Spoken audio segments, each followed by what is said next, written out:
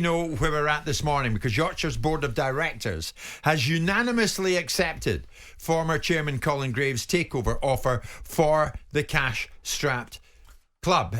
Sources understand that board members supported Graves's proposal. A special general meeting will now be called for it to go to club members for approval. Graves is also expected to apologise for likening discriminatory language to banter. Azeem Rafiq joins us live on the show this morning. Azeem, good morning. Morning, Jim. Azeem, thank you very much indeed for joining me. And we can see you. For everybody watching on YouTube and Facebook, you can see that Azeem has joined us live and you can see him in vision. Azeem, let's get into it. Colin Graves will issue an apology for past discrimination at the cricket club and admit that he should have not compared racism to banter when his takeover of the club is put to members. Is sorry going to be enough for you? I think the difficult thing is, Jim, obviously, as I said to you on the show the other day, I'd seen the statement that had been prepared. But simultaneously, what he thinks or what the real thought process is come out in the local paper, who's been a mouthpiece throughout. So I think it's difficult, it's difficult to just take just the word, especially because over the last 3 years, there's been a lot of sorries and a lot of apologies, and then we end up in the same place. And, quite frankly, we've ended up, it's an absolute circus. For me personally, I think there's got to be bigger commitments than just a sorry. The other side of the coin, though, Azeem, surely is if he hadn't come up with the bid, which has been accepted, it seemed nobody else was going to, and it would have been good by Yorkshire County Cricket Club. Yeah, look, that's an account that's disputed by several people that have been involved in the process at different times. How we've got to a place where he's the only one, it's something that people need to come out and speak about. I dispute the fact that it is all, Yorkshire's going to go bust. There's been a lot orchestrated behind the scenes. Whenever there's been interested parties, there's been negative articles over the last 8 months. Certain board members have been, taking the information back to Colin. So, how we've got there is something that I think that needs to be challenged. But if that's where we've got, I think the ECB now needs to decide whether, they mean zero tolerance. Because if they mean zero tolerance, then ECB need to short-term cash flow support Yorkshire while the 100 equity becomes available. Simon, I think that what Azeem and others would like to see is that if Graves is back in there, they would like to see the same Colin Graves bring about a new culture at Yorkshire County Cricket Club. And that's not unreasonable. Do you think he's capable of doing that? But I think needs must will orchestrate that, because the only way Yorkshire County Cricket Club, and the reasons why Colin Graves is the only person in the seat is because the business owes him £14 million. Unless someone is prepared to address that, it was never going to be an easy issue for anyone else to overcome. And whatever adverse publicity goes into a newspaper doesn't stop someone from buying a sports business. There was adverse publicity when I was buying Crystal Palace. It didn't stop me from buying it, because that's just background noise. The real reason why Colin Graves may well still be in situ is because he's bankrolled Yorkshire County Cricket Club and there's a £14 million debt there. Now, going on to the bigger concern, because we wanted apologies. Azeem wanted apologies the other day and compared himself to someone that was prepared to apologise. If an apology is now forthcoming, the next argument Azeem will probably advance is about the timing of the apology, right? So this argument is never going to be squared. But I would imagine, even if there is a doubt about the integrity of Colin Graves' determination to overcome the mistakes and the mischaracterisations he's made in the past and learn the lessons that all of us are capable of learning, whether you're 75 or not, if he wants Yorkshire Cricket Club to survive economically, he's going to have Test cricket. And if he's not, and if they make one single misstep or one single inability to be able to deal with the issues and the challenges that have been brought up, then they're going to be in a difficult position again. So I would imagine that even if there's a belief that Colin Graves, who we've already discussed, that Azeem doesn't think is a racist, but thinks he's presided over an institutionally racist environment. I dispute that. I would suggest that systemic failures don't necessarily make it institutionally racist, but that we might be splitting hairs there. But I think the main thing that's going to come out of this is that they won't be able to not operate properly. They won't be able to not have proper communication channels, to not have proper disciplinary codes, not to have proper reporting mechanisms, to not to have proper policies, to not to have proper outlooks and dispositions towards the challenges that have been brought forward by this. In the same way that other parts of the industry, including the Cricketers' Union, who failed in their responsibilities towards players, and in this instance, Azeem and his reporting of the challenges that he's had. So I don't see the necessity for Azeem to be so vitriolic about Colin Graves going back in, because then we're starting to move into a personal territory, and then we're starting to move into settled personal scores, and I'm not entirely sure that's in the best interests of cricket or the cricket club he once played for. Azeem, what would you say? I mean, you've heard Simon there. What would you say to that? Is it time for you and others, for the sake of the longevity of Yorkshire County Cricket Club, to cut Graves a bit of slack here? Because as Simon rightly says, all eyes are on him. Yours more than most. So he daren't misstep this time. Yeah, look, I had this question yesterday. Why don't you just move on? And to be honest, it's been incredibly triggering. It's not like my sweets haven't been taken or something. It took me close to taking my life, but actually, once I've spoken out, I've had to leave a place that I've called home for 21 years, and I've had to pick my family and move them. And something I struggle with, and the health implications that's had on certain of my family members. So, the thing of just move on it's very difficult. I'm not going to lie. The last few days, it's been challenging, very challenging, how to actually respond to it. In terms of whether there will be missteps, there's been the highest of scrutiny over the last 3 years across the game, and this is, in a way, Colin Graves is an easy target for a lot of people. It's not just Colin Graves.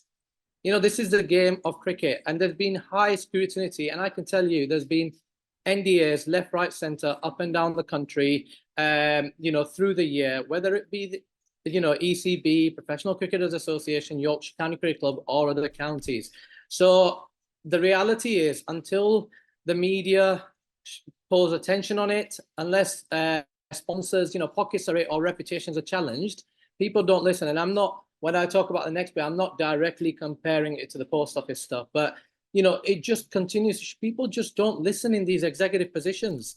And for me, I'm seeing the PR stuff, but then I'm also seeing what the local paper puts out, and it's hard to square up that which one is it? Which one does Colin really think? And the action shows to me that what local paper puts out is actually what he thinks. Do you think Graves can change the culture? I know we've spoken about this before. He's going to have to, surely. That's going to be high on his priority list. Well, it's going to be, actions are going to prove louder than words. Azeem, you were able to change. You were able to change your views, weren't you? Well, once you were confronted with your views, you were able to change your views, weren't you?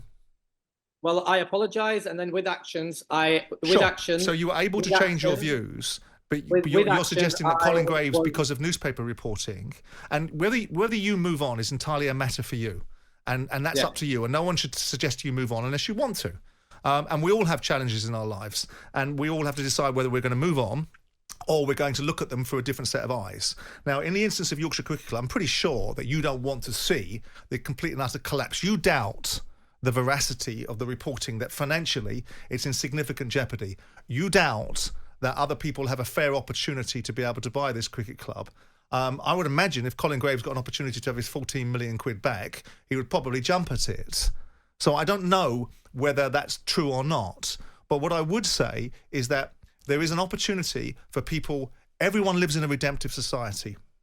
And these terminologies that get thrown around, because some of you sportsmen, and I've had sportsmen with due respect, say things inside dressing rooms that's inappropriate language, and you've done it yourself and others have done it, and it gets extrapolated up and people take notice of it. You shout racism in society, Azeem, people jump, the media jump, politicians jump, and businesses find themselves in very invidious positions. So your assertion that there is an innate ability for that to be significantly ignored going forward, I think is about you not looking at it pragmatically and you attributing all the blame for all the experiences that you had, good and bad. Yeah, but it's not just Azeem's assertion, it's Azeem's experience. Sure, and an experience that Azeem participated in himself, and I don't want to keep dwelling on this. Azeem, come in on it. I think, yeah, I want to deal with that, because I think, obviously, my mistake that I made. I'm the only one throughout this whole stuff at every point has fronted up. And, because you got confronted with it. Come on, Azeem, I'm not going to allow you to get away with that. You got confronted with it, and you had a PR team behind you that was spinning you up to be the poster boy of equality. The minute I speak, whether it's on social media, whether it's on social media or anywhere, that's what's. And, I made a mistake. I apologize. And my actions, hopefully, will show that I am sorry. We've not had any of that from the other side. Well, you're about to have it, aren't you? And Azeem, with respect, and I'm not looking to persecute you, the fact of the matter is you only apologised when you got confronted with it, and the reasons why you apologised is because you had a PR team that were pushing you forward as the poster boy for anti-discrimination. So let's have it right. And yes, you did apologise, and I'm sure you've redeemed yourself, and I'm sure you'll give other people the same opportunity to do that as well. That's your view. Okay. I know what laid out. You've been ill-informed throughout the whole thing. I've watched your journey, and I've watched your social media activity. Azeem, it strikes me, and this might sound pie in the sky, so tell us where your head is with it. What if you got a call from Graves saying you can be part of this cricket club moving forward? Would you accept it? Yeah, I mean, look, I've always sat down and had conversations with anyone that's willing to have a conversation, and it would be no different in this situation. For me, it's for the last 8 months, I left the country. I've moved away, from it. I've tried to rebuild my life. I've continued to be attacked behind the scenes, but I've not brought it up. It's not been brought up, but it's only when, in the last few weeks, this has happened, that I've, because no one else, you talk about there's a lot of scrutiny. Actually, it's being pushed to the corners because, there's a lot going on in the world. I mean, we're running on a bit, but I just wanted to make that clear to all the listeners and all the viewers on YouTube and Facebook. If you got the call, Azeem, this would be your chance to come back to where you love living.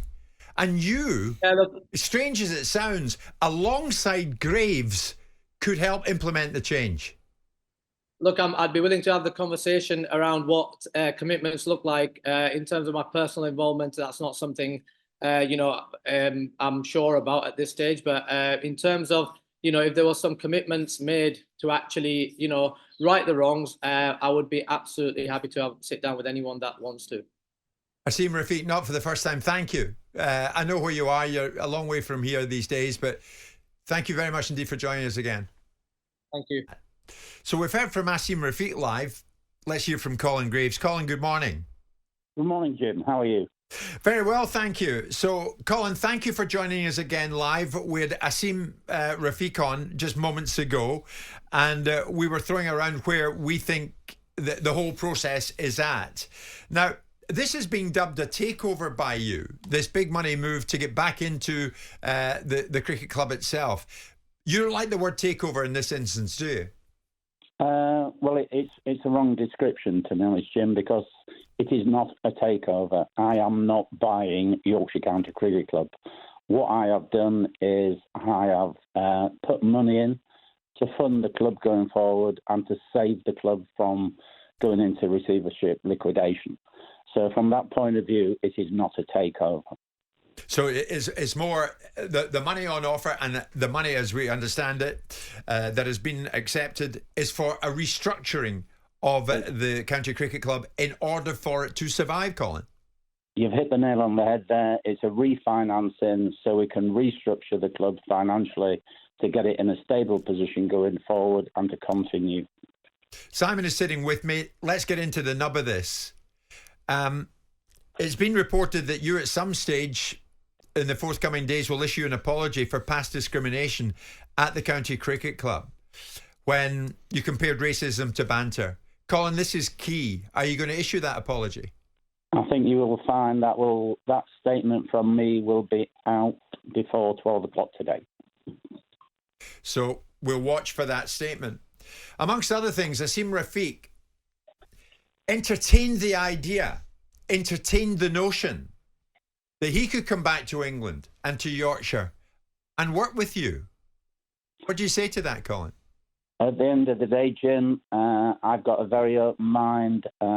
Everything will be open going forward, and we will look at every opportunity going forward. And I want Yorkshire to be inclusive for everybody from wherever they come from. And as I say, I'm open to everything. There is no closed doors. There is no red lines. I'm starting again with a blank sheet of paper. Colin, what do you make? I mean, as a former sports club owner myself that was in a multi-ethnic environment in South London, there were lines that you have to walk and balances you have to strike. But what do you make of the observation that's made about your county cricket club and you specifically presiding over a business that's institutionally racist? What do you make to that? Well, to be honest, Simon, I don't want to go into that at this point in time. I will answer all those questions as and when the EGM is finally sorted out. At the present time, everything now is up in the air waiting for the EGM. So I'd rather go into those kind of things when and if the vote goes through for the EGM, because I'll be in a better place to do it, and I'll answer those questions. Do you think, okay, all right, well, that would be a key question for someone to ask you by having you on, because that's the allegation that's been made about you. And I've often been a big defender of your position to try and establish both sides of the conversation, because you know as well as I do, the moment something of this nature is alleged, there is a rush to judgment, and often that judgment is already predetermined. Do you accept then, Colin, that there needs to be some changes, and that you need to enhance and advance whatever influence you have? You have am I correct? You have a £14 million debt in this business, so some of the restructuring will protect that asset as well. Well, it's protecting the debt, it's protecting the club, it's protecting the future of Headingley Cricket Ground, it's protecting a lot of things. It's protecting, Yorkshire cricket. So from that point of view, and as I say, when my statement comes out today, you will see a lot of the things which I hopefully will put right, of things which may have been said wrong or put across wrong. Obviously, a key component of the economic opportunity for some sort of stabilisation of Yorkshire County Cricket will be Test cricket. Do you expect to find yourselves under additional scrutiny from those that will award that sort of stuff to you, given the fact that you've gone through this period of time where significant allegations have been made about the failings of Yorkshire Cricket Club? Yeah, I'm sure Yorkshire will be under scrutiny. I think it's been under scrutiny for the last 2 years anyway, and I don't expect that to get less. And to be honest, that doesn't bother me. We should be under scrutiny to make sure we do things properly, and we adhere to everything that we've agreed to do going forward. And I want to enhance that. I don't want to take anything away. I want to enhance everything that Yorkshire has done regarding EDI. Colin, I appreciate you coming on live, and we will watch for your statement, which you say will be out in about an hour, right? Should be, yeah. Thanks, Jim. Colin Graves, thank you very much indeed. Colin Graves speaking to us live on the show this morning, and before him, you heard from former cricketer turned whistleblower Azeem Rafiq. On AM, on DAB, via the talkSPORT app, and on your smart speaker. talkSPORT.